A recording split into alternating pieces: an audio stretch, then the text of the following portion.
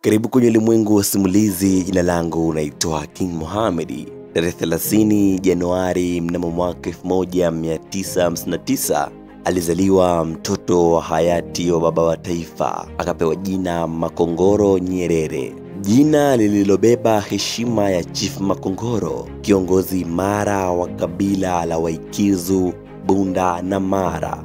Chief Makongoro hakuwa kiongozi tu, bali pia mtu wa familia aliyejali ndoa zake 47, na kati yao mmoja alimzaa binti aitwaye Fatuma. Fatuma aliyekulia Magogoni Ikulu alipata hamasa ya sanaa kutoka kwa waigizaji mahiri wa enzi hizo kama Onyango na Mwita Maranya. Ndoto yake haikuwa ndoto tu, aliifuata na kujiunga Kaole Sanaa Group chini ya Chris Mahenga. Fatuma alifahamika zaidi kupitia uhusika wake kama mchawi kwenye tamthilia ya Hujafa Hujaumbika iliyorushwa katika kituo cha ITV, ambapo aliigiza kama mama yake Dr. Cheni.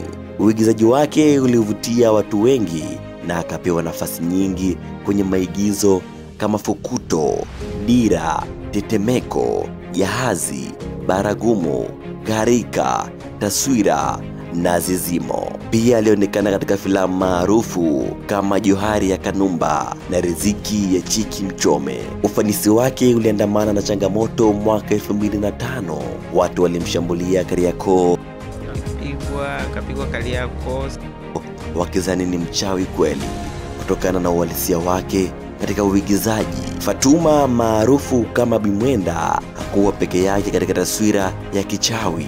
Alikuwa na partner wake aliyeitwa Mlopelo, aliyejulikana kama mchawi mdogo au Kibwengo. Wawili hawa walibeba maigizo mengi na kuwa chaguo la mashabiki. Mlopelo kwa bahati mbaya alifariki mnamo mwaka 2012 akiachia tasnia pengo lisilozibika kwa wengi waliotazama tamthilia ya Passion ya ITV mwishoni mwa miaka ya 90 na mwanzoni mwa mwaka 2000.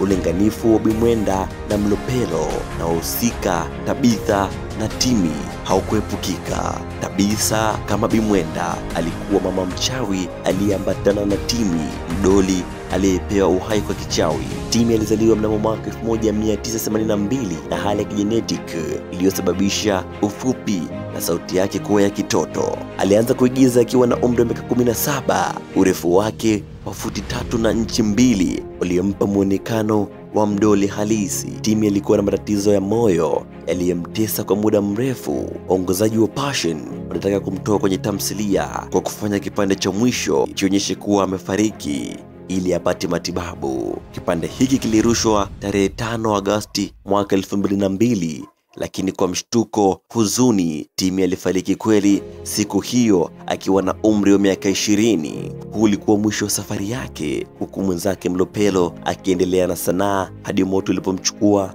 mwaka 2012. Bimwenda, Mlopelo, Tabitha na Timi, majina haya yameacha alama zisizofutika katika tasnia ya maigizo ndani na nje ya Tanzania. Kifo cha Timi kilichotokea siku ile ile aliyopaswa kufa kwenye tamthilia kinaacha mshangao na huzuni wa kipekee. Jina langu naitwa King Mohamed na hii ni Aje Media TBT.